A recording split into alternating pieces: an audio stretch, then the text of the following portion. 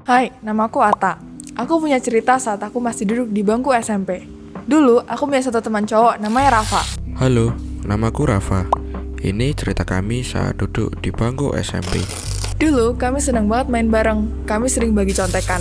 Sampai suatu hari, setelah kami bagi jawaban, ternyata nilai kami hasilnya jelek banget. Tapi, ada satu anak introvert di kelas yang nilainya bagus banget. Lihat nilainya, kita berdua iri banget. Anak itu namanya Jihan. Nah ini memang dikit banget temennya, tapi ada satu anak yang selalu menemani dia, namanya Ica. Setelah tahu nilai ulangan kita beda jauh sama punya dia, kita iri banget. Berakhir, kita jauhin si Jihan. Kita tahu, pasti si Jihan gak mungkin dapat nilai bagus tanpa nyontek. Apalagi, mobilan ini benar susah.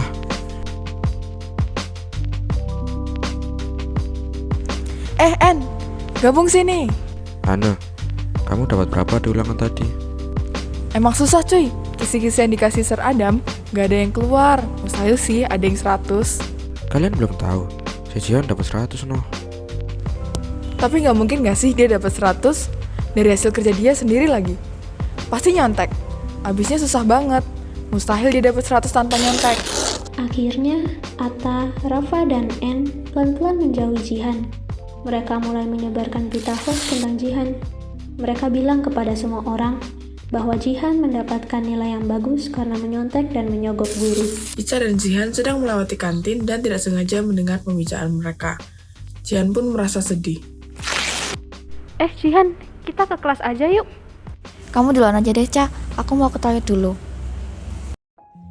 Bukannya ke toilet, Jihan malah pergi ke sungai belakang sekolah. Di sana Jihan merenung. Mereka kok kayak gitu ya sama aku? Emang salah ya kalau dapat nilai bagus? Dapat nilai bagus terus kan bukan berarti nyontek. Saat perjalanan pulang, Rafa melewati sungai tempat Jihan merenung. Kebetulan, untuk sampai ke rumah Rafa, memang harus melewati sungai tersebut. Rafa yang melihat Jihan pun segera mengeluarkan handphonenya untuk memfoto. Buset, ini anak alay banget merenung di sungai. Udah kayak jamet. Foto ah.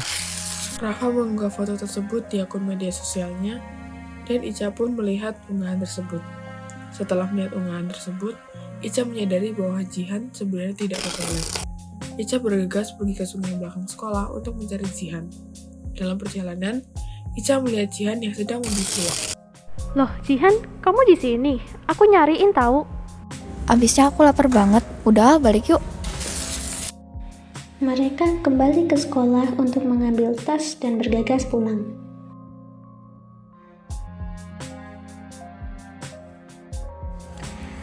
Lihat deh, ada anak alay. Masa kemarin sedihnya kabur ke sungai? Udah kayak anak kampung aja. Jihan mendengar N yang sedang membicarakannya dan ia merasa sedih. Ica juga mendengar hal tersebut dan berusaha menghibur Jihan. Saat pulang sekolah, Ica mengajak Rafa, Atta, dan N untuk berbicara. Boleh tahu nggak kenapa kalian selalu ngomongin Jihan? Kalian ada masalah sama Jihan? Enggak sih, tapi dia tuh nyebelin banget. Sok imut, sok lembut. Mana kalau ulangan nilainya bagus terus. Iya, pasti nyontek tuh. Kalau gak ya paling nyogok guru. Iya tuh, mana kayak jamet. Kalian sadar nggak sih kalau tindakan kalian nggak ada gunanya? Kalau kalian mau nilai bagus kayak Jihan, ya usaha dong belajar. Bukannya malah jadi benci dan nuduh Jihan. Udahlah, kamu jangan ngurusin kita. Kalau emang mau temenan sama dia, ya udah temenan aja sono.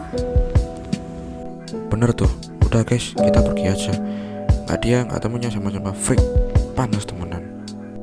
Tunggu, susah banget sih diingetin. Guys, nilai ulangan kalian berapa? Aku 96 nih.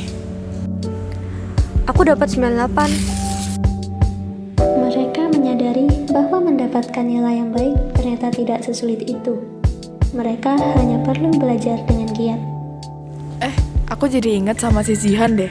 Kita dulu pernah nuduh dia yang enggak. Iya deh, kita sekarang juga ngerasain kalau dapat nilai bagus tuh nggak sesusah itu sampai harus nyogok guru dan nyontek. Iya bener. Aduh, jadi gak enak sama dia. Mana kita belum minta maaf. Minta maaf yuk. Yuk.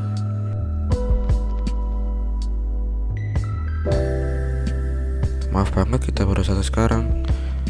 Kita sadar apa yang kita lakukan benar-benar salah dan gak menghargai kamu. Maaf ya, kita pernah terlalu emosi waktu itu. Semoga kamu bisa nerima maaf kita ya. Guys, iya aku udah maafin kalian dari lama kok. Udah ya, kalian santai aja sekarang sama aku. Aku harap kita bisa menjalin hubungan yang lebih baik setelah ini.